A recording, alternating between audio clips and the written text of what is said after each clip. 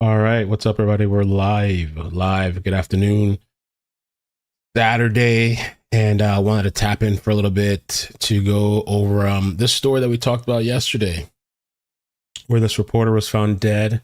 Super Bowl reporter found dead in his hotel room in New Orleans, and his wife had died the past year in a car accident and left their infant child severely injured. And so this guy was in New Orleans in a hotel, and went back to his hotel with this woman. And we talked about this yesterday. And the woman is seen leaving the hotel, and he was found unconscious, and he is deceased. Now, this woman has a crazy, dark past, criminal history. She's done this to other men, multiple men. There was even somebody on Twitter that had commented before and said that this woman had almost killed me. And if she's not stopped, she's going to kill somebody. And here we are, 2025. This man is deceased. So pretty crazy story. I'm gonna play a little video here, and then we'll get into the dark criminal history. I'm also going to come back a little bit later to update one of the stories we've been covering later today. So let's see here. A Kansas City sports anchor who was in New Orleans to cover the Super Bowl has died. Adan Manzano was on assignment working for both Telemundo Kansas City and Tico Sports. Fox 4's Dave DeMarco is live outside Telemundo's Kansas City studios, where support's just been flowing in today. Dave? And they said that this guy was like still wearing his wedding ring. So some people think like maybe he was still grieving the death of his wife. And I don't know, maybe he was trying to find companionship or something, or just, I don't know. And certainly very sad when you learn just how excited Manzano was to be covering the Super Bowl again, and the tragedy that this young father's family has already endured this year. I used to dream about it, but I never expected that it was going to come that soon. That was Adan Manzano talking about heading to the Super Bowl to cover the Kansas City Chiefs last year. Telemundo Kansas City's general manager says he was equally excited this year, where he was also set to provide coverage for the Kansas City Chiefs Spanish language partner, welcome. Tico Sports. To be able to be out there and potentially cover something historic, right, with a potential three-peat, he was very excited for that. Tico Sports and Telemundo both confirmed Manzano died Wednesday in New Orleans, with each saying they're working with law enforcement as they're investigating the 27-year-old's death. Adan was a rising star. He was a young guy with a bright future, passionate for sports, and that's what he covered. Passionate for his community as well. Mayor Quentin Lucas, the Kansas Association of Broadcasters, and Sporting Kansas City, all among those who posted tributes Thursday. Tico Sports said in a statement he was an enthusiastic and energetic team player who was well liked and respected. Adan was a devoted father to his young daughter, a helpful colleague, and loyal friend. He will be greatly missed by our Tico family and will live on in our hearts and memories. Manzano's family experienced another tragedy less than a year ago when his wife was killed in a car crash last April. Manzano was Telemundo Kansas City's only journalist in New Orleans covering the game. Downing says they'll rely on their continued partnerships with Tico Sports during a time of tremendous loss. He would have wanted us to keep going and do our best to bring all the color, all the excitement, all that the Super Bowl means for Kansas City. And again, it's still unclear how Manzano died. An investigation is underway. So, I definitely, we're going to go to her history now. I definitely think she drugged this guy. The history, that's her history. That's her MO, drugging men. And so, men out there, you have to be really careful, especially, these guys out and maybe they're partying, clubbing, whatever. And a woman walks up to you and they get all whatever. And, you never know.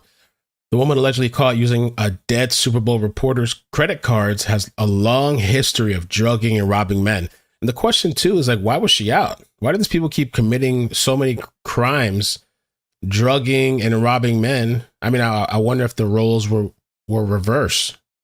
Would the male be let out? If a man was drugging and robbing a woman, would they be out to continue to keep robbing and drugging women? Danette Colbert, 48 years old doing this shit? 48 years old. Dubbed the Bourbon Street Hustler by New Orleans locals, has a sordid criminal history going back to at least 2012. KGKC Telemundo Kansas City reporter Adan Manzano, 27 years old, young guy, man, was found dead in his room at the Comfort Suites in Kenner, Louisiana. At 4 p.m. on Tuesday, a hotel manager found him face down on his bed after his TV station called for a welfare check after he missed a morning assignment. Colbert in her previous crimes relentlessly targeted young men out on the town, 3 wearing Rolex watches that she stole and seduced and or drugged men. Manzano died after a night of out during an NFL reporting trip just 9 months after his wife, Ashley, the mother of his young daughter, died in a car crash. He was seen entering his room with Colbert. About 4 a.m. that morning before she left alone a few minutes later. She was arrested about 9 p.m. on Thursday after allegedly using his credit cards at several shops and charged with fraud and property crimes. So she went out on a shopping spree. This is the victim right here. And this is the suspect, perpetrator, scallywag. Colbert was not charged with a crime directly relating to Manzano's death. I'm thinking, yeah, they're waiting for toxicology. He had no obvious signs of trauma. This episode is eerily similar to the other crimes Colbert committed against men she picked up at bars in New Orleans and Las Vegas. Her first known conviction was from a simple robbery in New Orleans in 2012. She skipped several court dates before eventually pleading guilty to possession of stolen goods and given 2 years probation on October 1st, 2013. Then, November 4th, 2014, she talked her way into a tourist hotel room and left with $100 cash, his credit cards, and a $4,000 Rolex. Colbert met the 35-year-old man on Bourbon Street at 4 a.m. and inquired if he wanted to party with her, to which he agreed. He took her to a convenience store to withdraw cash and eventually to his hotel room. I can only imagine that she was charging him for services if he, took her to the ATM. And only to wake up at 10 a.m. to find all his stuff gone, his property gone. The plot thickened after police laid a trap at Winn-Dixie grocery store where she had used her victim's credit card 20 times. Detectives gave the manager a wanted poster with CCTV images of her wearing a blonde wig in the hotel. He called them and she arrived on November 16. Sorry, I jumbled that up.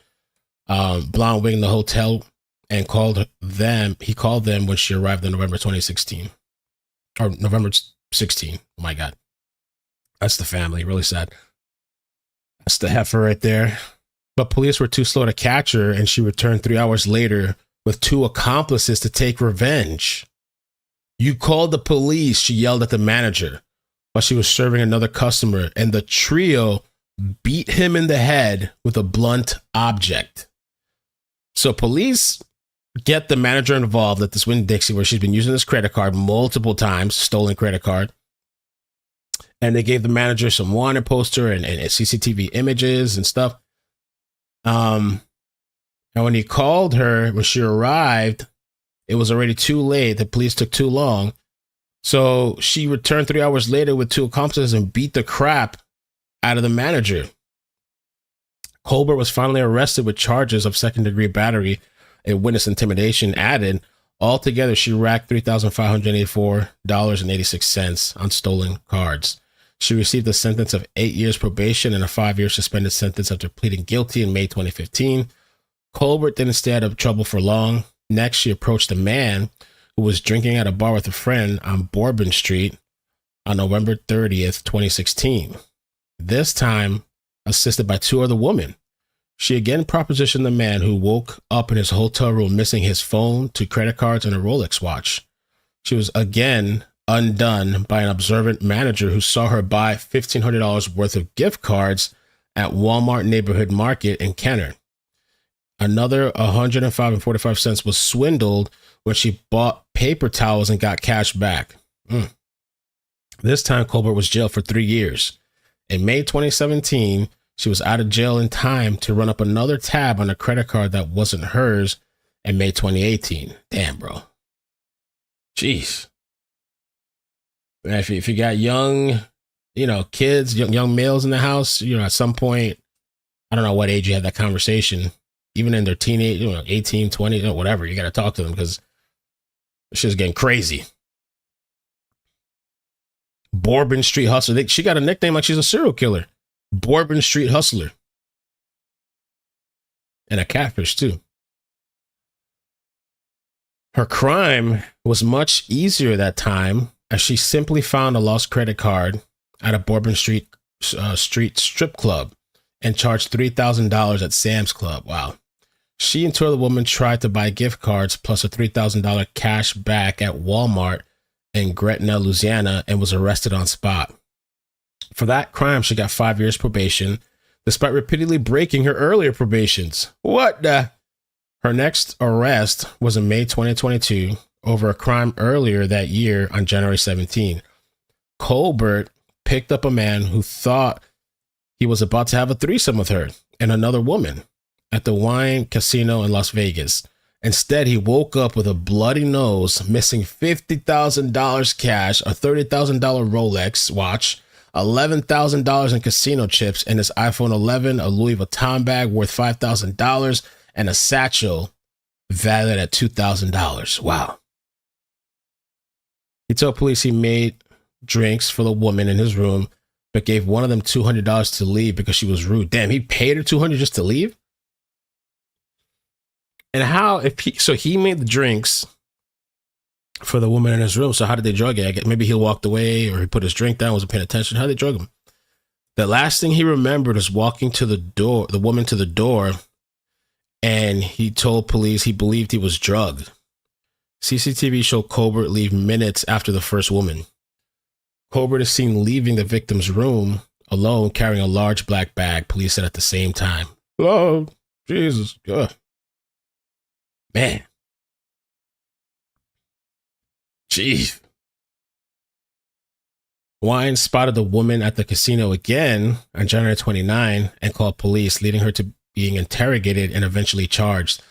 While on bail for this crime, Colbert drugged and robbed yet another man in Sin City, this time at an Encore casino on July 9th. Yet again, a man invited her and another woman back to his hotel room, and they started drinking. While sitting on the couch, one of the females grabbed his head, forced it back, while the other female poured an unidentified drink down his throat, a liquid down his throat. What the hell? He described the liquid to smell like tequila, but was unsure. Wow. Soon he became dizzy and realized he had been drugged. The woman took advantage of the situation to demand woman. Through his stupor, he refused, so they attacked him until he was able to force him out of his room. The next morning, he woke up and found Audimir's Piglet Royal Oak watch. Wow, I never even heard of that. Worth $60,000. And then $1,500 in casino chips and his credit card were missing. He checked his credit card statement and saw they already racked up a bill. Wow.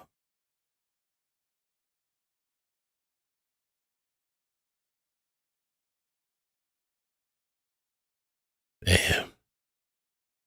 Police arrested both women days later when they returned to Las Vegas Strip, and Colbert claimed the man gave her the $1,100 in chips to dance for him. These are the same casino chips the victim reported stolen after being drugged, police said. Surveillance video shows Colbert cashing the chips at the cashier's cage of the casino. Again, she was let out on bail in time to speed down Las Vegas Boulevard on August 12, 2022 at 97 miles an hour in a school zone, a 25-mile-an-hour school zone. Over here, it's 15 miles an hour, but I guess over there, 25. Almost 100 in a school zone. When the lights are flashing for a school zone to reduce your speed, it's not a suggestion, police wrote on Twitter with a photo of her black Mustang being towed. If you choose to drive 97 miles an hour in a 25-mile-an-hour zone, school zone, you choose to take a ride to Clark County Detention Center. Despite being seen weaving in and out of traffic, Colbert insisted to police that she did nothing wrong when they pulled her over. Oh my God! Ah! Oh God! I don't even know the soundboard. I don't even have a sound effect for that. Oh. The police reported Colbert told the officer he would have to prove he would have to prove she was speeding and that he only pulled her over because she was. Oh my God. The police report showed Colbert told the police officer he would have to prove she was speeding and that he only pulled her over because she was black. That's racism. Loud. Yeah, it says 15. I'm not sure what's going on here. It says 15 miles an hour, and then it says here 25. I guess this was the post, I guess. Shocked. And that's her Mustang being towed.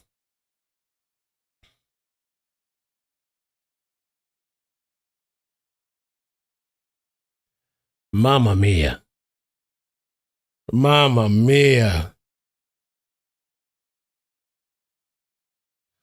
New Orleans locals were stunned that the notorious Colbert was arrested in Las Vegas instead of being in jail. How's she out on bail?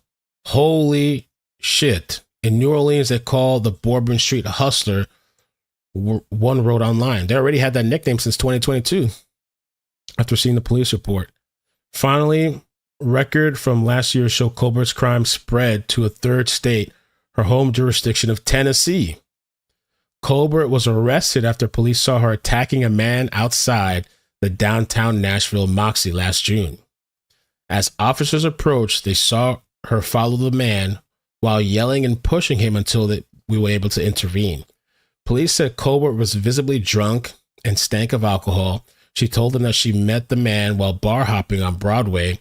She was booked for disorderly conduct and public intoxication and released on a $1,000 bond. Colbert is so far only being charged with the same kind of property damage as her previous arrest and Manzano case, Kenner Deputy Police Chief Mark McCormick said. They include bank fraud, computer fraud, illegal transmission of monetary funds, access device fraud, and purse snatching. They did add a stolen gun or something too. Obviously, there are allegations in Colbert's past criminal history that make us consider that, but we don't have anything at this point. So they're waiting on the toxicology and stuff like that. And this guy, man, I can't believe this. It's so just really unfortunate, especially for his daughter.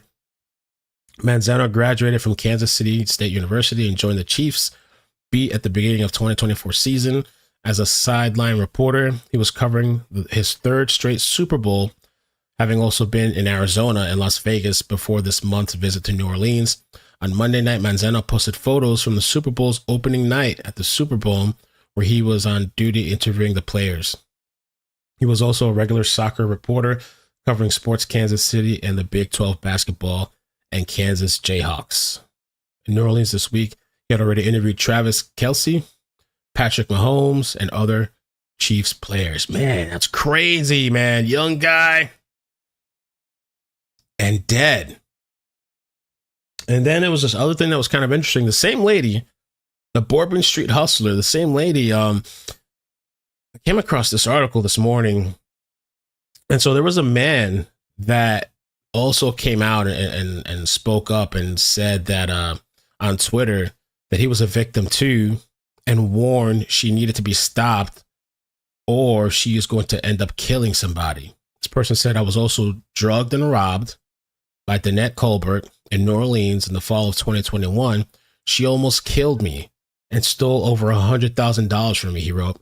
I'm disgusted by how she is out on bail. The comment was written in August 2022 in response to a report on one of her many crimes. And I bet you, man, because this is only the stuff that's been reported, I bet you there's so many other victims that we don't even know about. I'd probably say probably hundreds of victims that we don't even know about, or dozens, maybe dozens. The father of one died in his room at the Comfort Suites in Kenner, Louisiana at about 4 p.m. on Wednesday. Damn, man. So I just wanted to update that story about this lady that kind of had this crazy criminal history of drugging men, targeting men, robbing them. And I guess this time maybe she went too far, you know, as far as like too much drugs, or maybe he had an adverse reaction to whatever drug it is. No doubt in my mind she drugged this guy and he died. And those people that were helping her out too in the past, they need to find those people too, because they're probably out there drugging men too.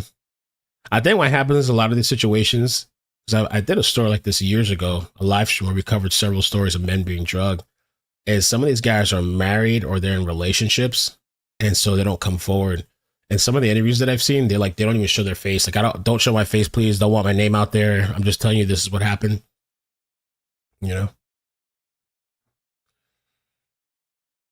Crazy.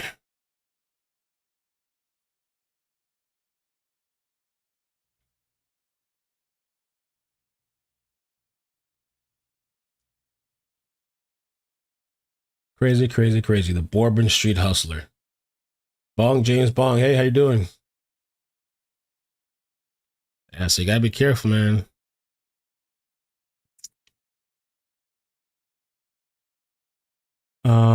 So yeah, I'm gonna be back later, a little bit later on, to update another story. Let's see, it's like, well, I don't know who though.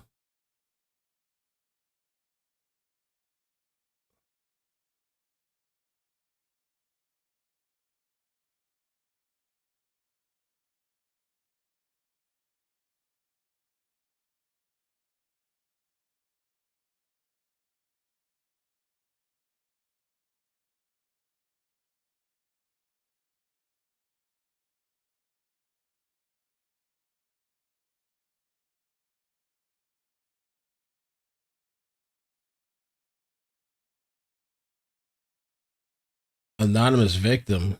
Check your email. I'll check my email.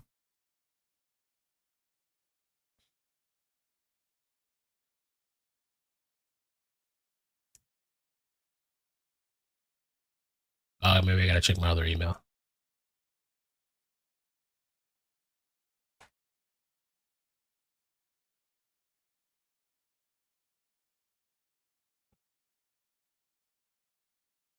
Give me 1 second.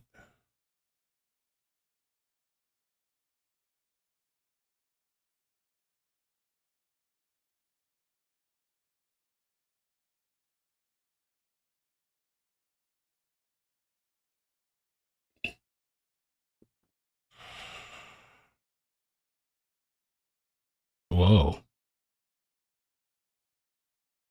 I'm reading the email now.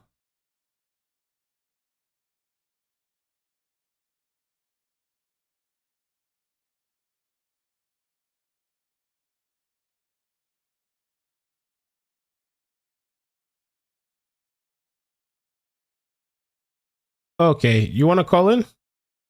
I don't know. It seems legit, the email. Hold on, let me set up the line.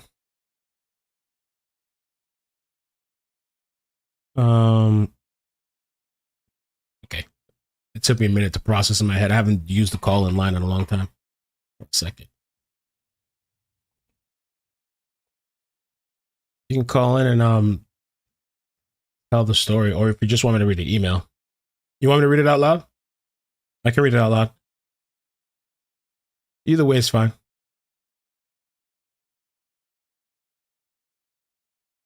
I'm setting up the call thing right now if you want to call in.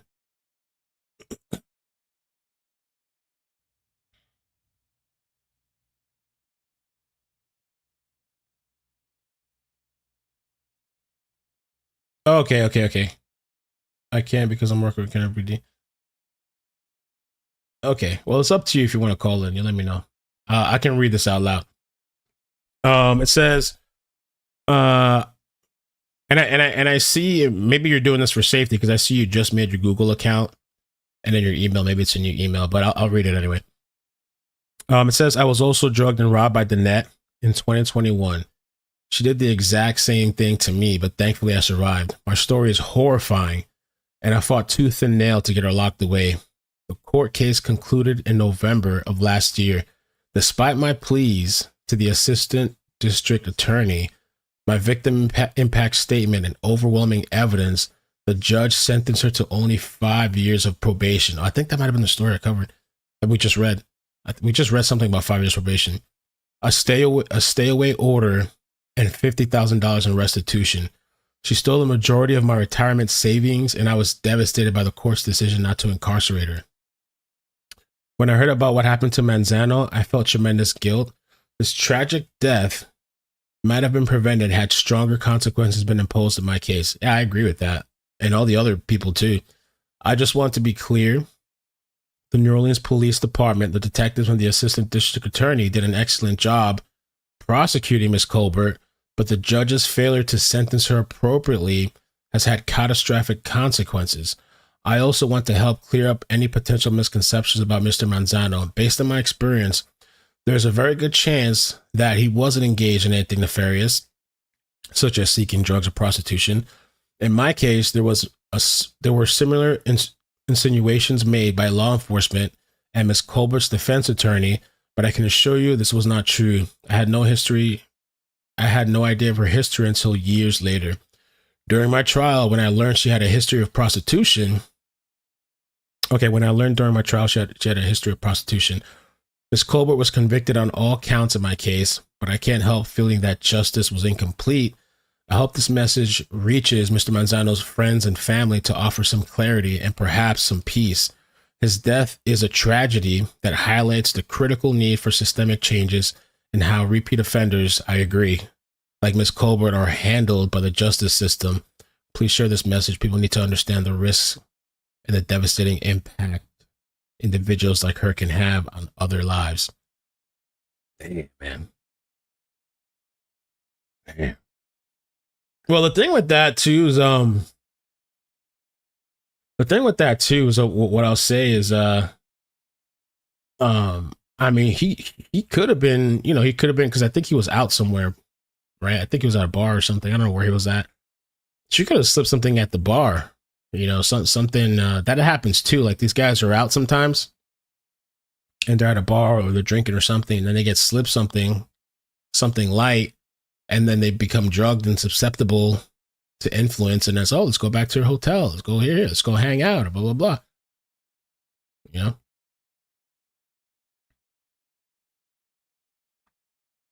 That's crazy. When you hear the history, man, oh my gosh. It's got to be chilling too. Like, if you know that this person did this to you and you survived, and then years later you come to see that that same person is linked to somebody's death, in the same manner, that's got to be like creepy and like chilling too, like maybe even frustrating that the system, the criminal system, so many times she's violated probation and got bailed out and all this stuff.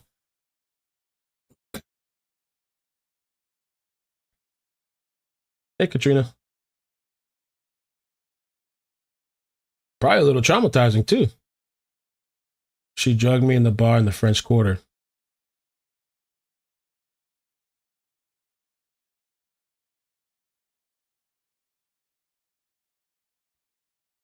It happens, man. It happens to guys. That's why I did that live. Maybe one day again, if I pull up enough stories, maybe one day again we'll do another live stream and we'll just cover stories. Because I feel like you don't really see that often covered when men are being drugged and robbed and stuff. You just hear the other way around. Maybe one day we'll do another kind of update and cover the various stories, just as a PSA. Because you always hear it's a woman. Oh, watch your drink. Watch this. Times have changed. The men are getting drugged and robbed now.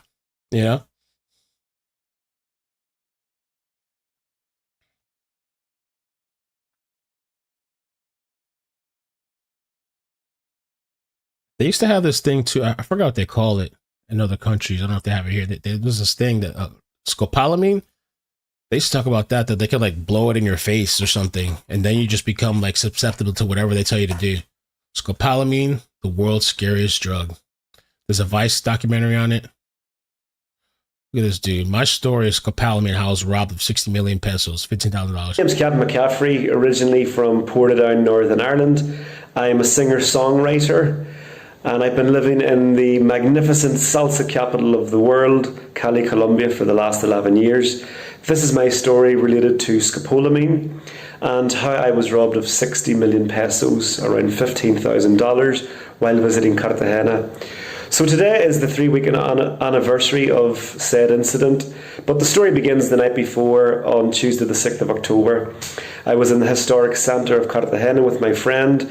We were having a drink in a place called Don de Fidel. So it was just after 9 p.m. We got approached by a couple of girls and we started chatting, just for a few minutes, and then after chatting, then before leaving, one of the girls asked me would I like to meet up. So she asked for my number, I gave her my number. Probably about 15 or 20 minutes after that, then my friend and I, we went back to our hotel in Boca Grande, which is where we were staying.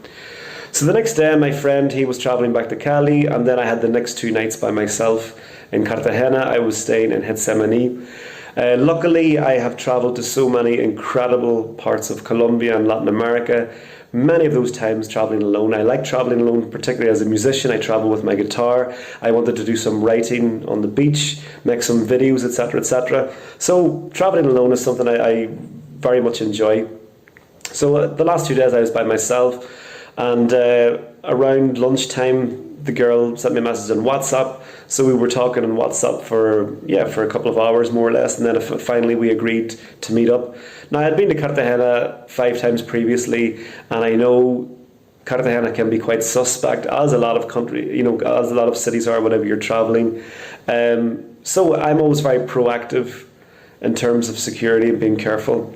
So the original idea was for the whole scopolamine thing too. It says that also known as burundanga in Colombia, it is an odorless, tasteless, memory-blocking substance used to incapacitate and rob unwary victims. And this is from the U.S. Embassy at Colombia.gov.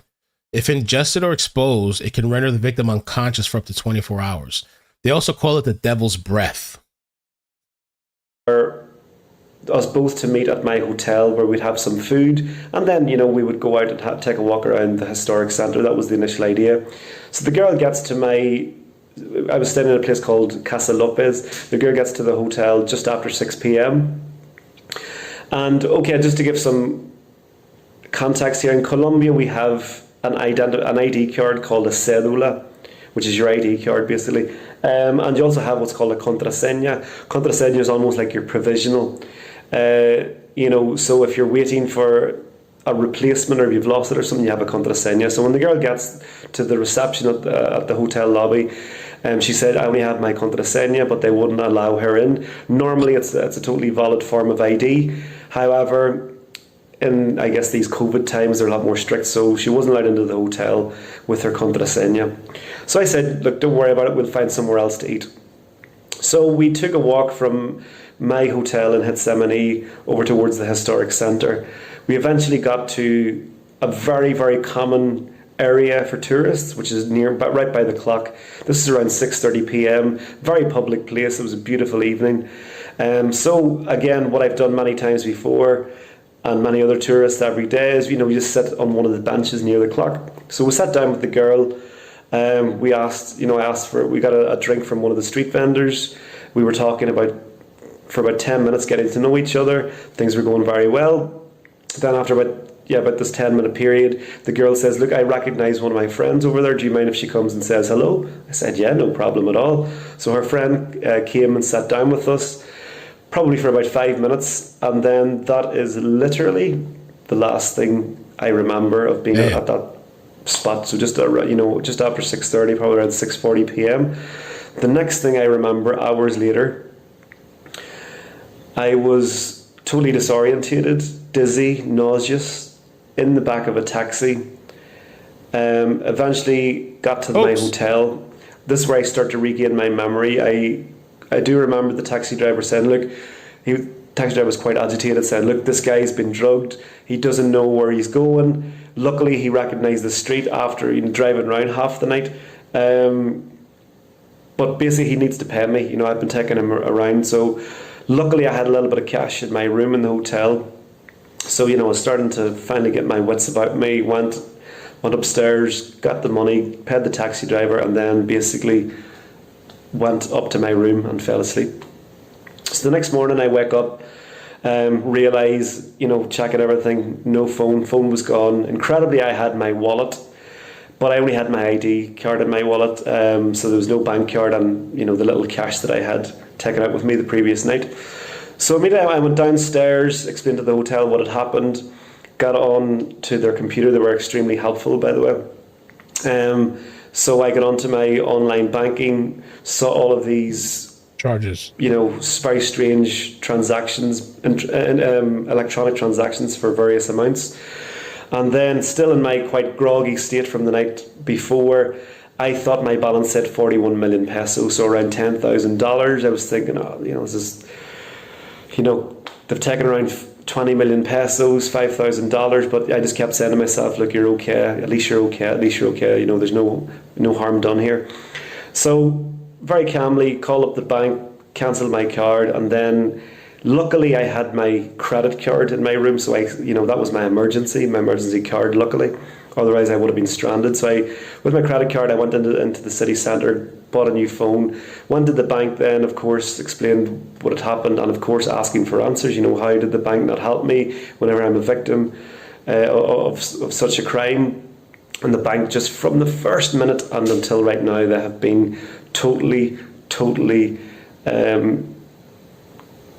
washing their hands of the situation, offering no support, no empathy.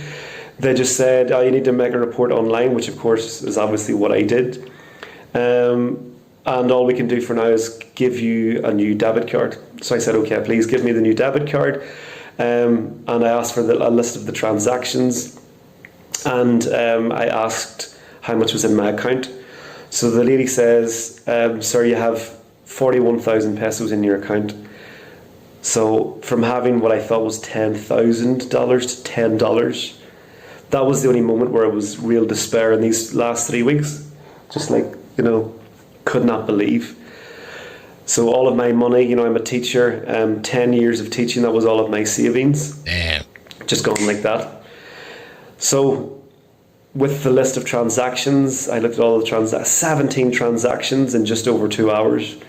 Some of the first few were in ATM withdrawals, but the vast majority were electronic payments made with my card, and most of them were in this restaurant. So from 9:53 p.m. to 10:01 p.m. they made 7 transactions of almost 50 million pesos, so around $12,000. 7 different transactions, so 9 million pesos, 6 million pesos, 8 million pesos, 9 million pesos again. So just totally rinsed my account. The majority of it in this one supposed restaurant. And then a little bit over than 15 minutes later, there was another 6 million pesos, around $1,500 in a drugstore. So, totally crazy, the bank. So yeah, he got taken over there in Colombia. But yeah, there's a lot of stories like that. Unfortunately, this man, this reporter died, was killed.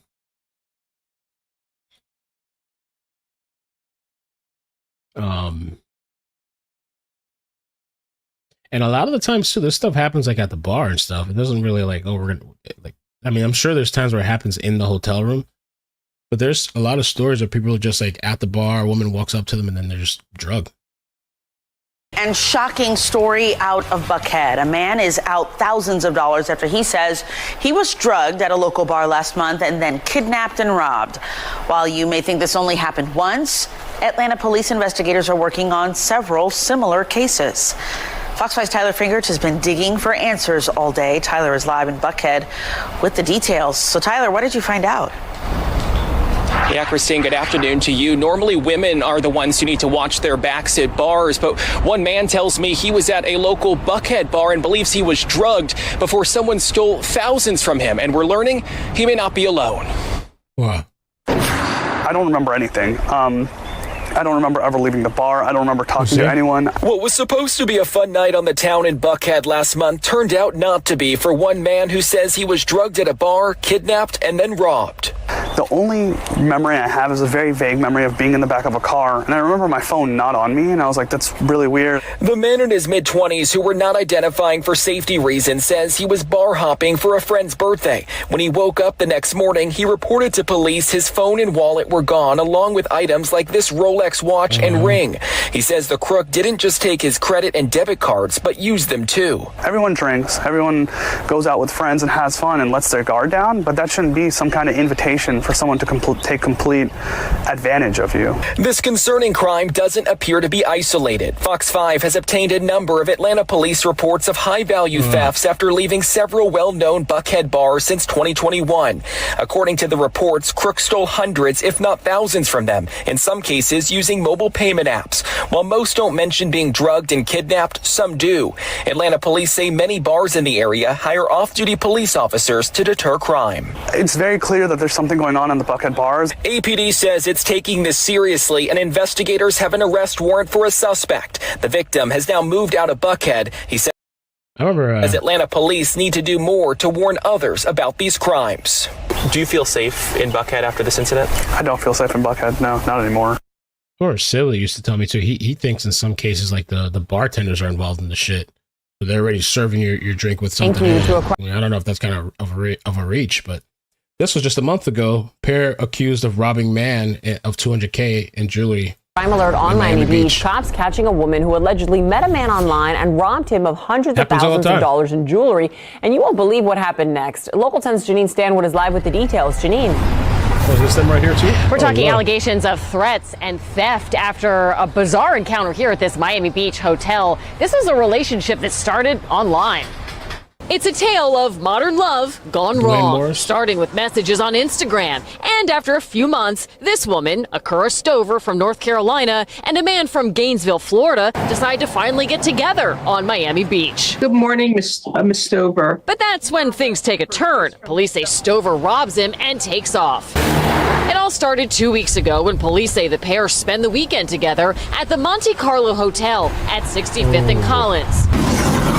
Room 1109. But by Monday morning, victim Daniel Winter said he drank vodka served by the suspect, began to feel sick and dizzy. And soon after, police say Stover then produced a handgun from her purse, pointed it at the victim, and screamed, "Get back," stealing $3,000 in cash and $200,000 in diamond and gold jewelry before allegedly taking off in a rideshare. Good morning, Mr. Casey. But there's more. Police say this is Stover's accomplice, Deshaun Casey, who tried to intimidate the victim into buying his stolen jewelry back. Instead, both were tracked down. So buying his own stolen jewelry back? Are you kidding me? And arrested and ordered to stay away from the victim. You have a good lawyer. Listen to what he tells you, all right?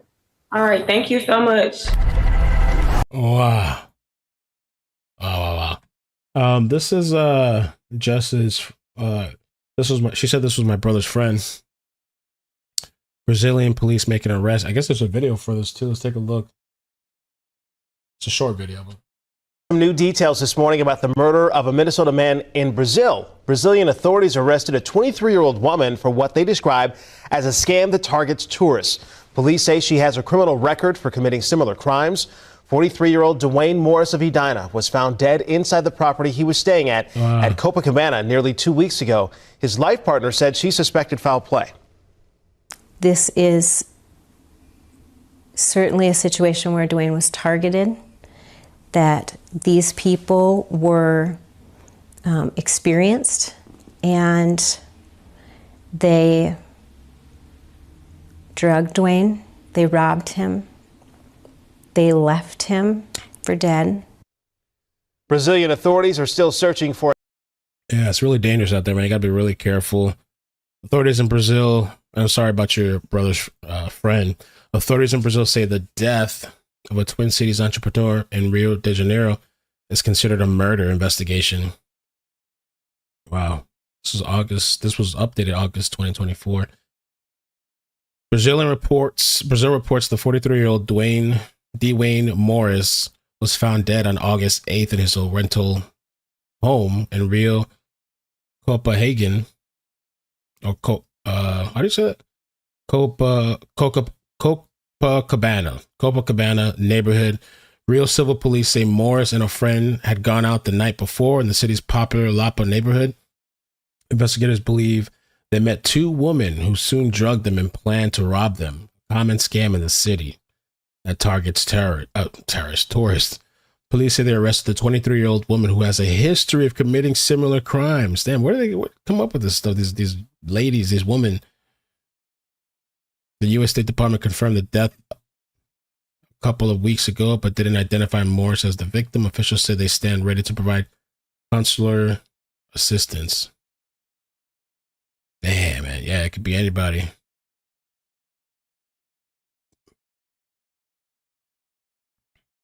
Morris was the sole provider of the blended family he shared with his life partner, Tamitha, which included her 3 children and his 1 child. Wow. Jeez, man.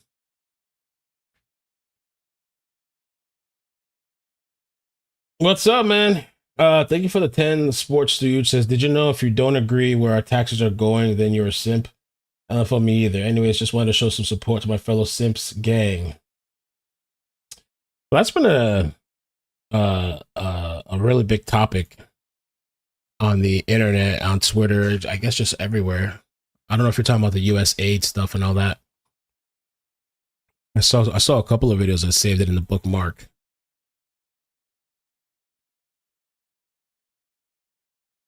And there was this one guy that had an interesting take on it, kind of.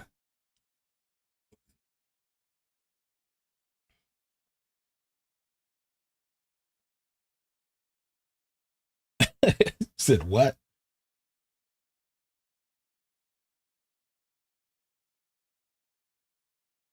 All right, well, I guess that's it for now. I did have some weird clips. I don't know if that's a really good segue, but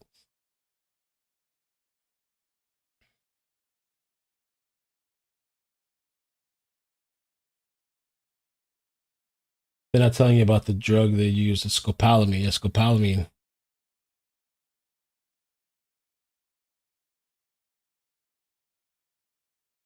Yeah, I know. I saw a lot of stuff on Twitter, a lot of back and forth. I think I might bring it up tonight because I only have like 2 clips that were kind of interesting. People kind of talking about that, the whole where our taxes are going and stuff. So I'm going to be back later. I think later I'll probably have more stuff saved. And I think I'll bring it up when I update the other story later. There's this other weird thing happening in Argentina. I don't know what's going on. This mysterious canal turned bright red, they're saying. And I guess they're doing some chemical testing to find out what's going on. The residents said that it has a strong odor. They're woken up to the strong odor and everything red. The smell woke us up in the daytime. When we looked at this side of the river, it was completely red, all stained. It looked like a river covered in blood. Water samples were taken from the Sarandi Canal, located in the suburb of Buenos Aires, to determine the cause of the color change, which could be an organic dye. Damn. The end of times, man. 2025.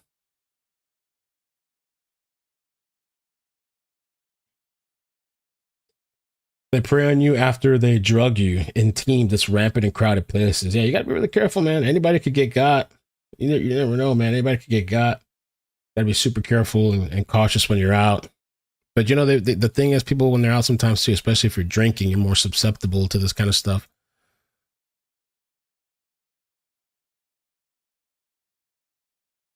I got your email, Anonymous. Oh, definitely. Let me know. I appreciate you sharing your story. I know the chat is kind of rough sometimes, but I appreciate you sharing your story, man, because I think more people need to talk about that sometimes, to just kind of warn people, you know, people running in rings, robbing people. But all right, I'll be back later. Thank you guys so much. Have a safe Saturday. All right.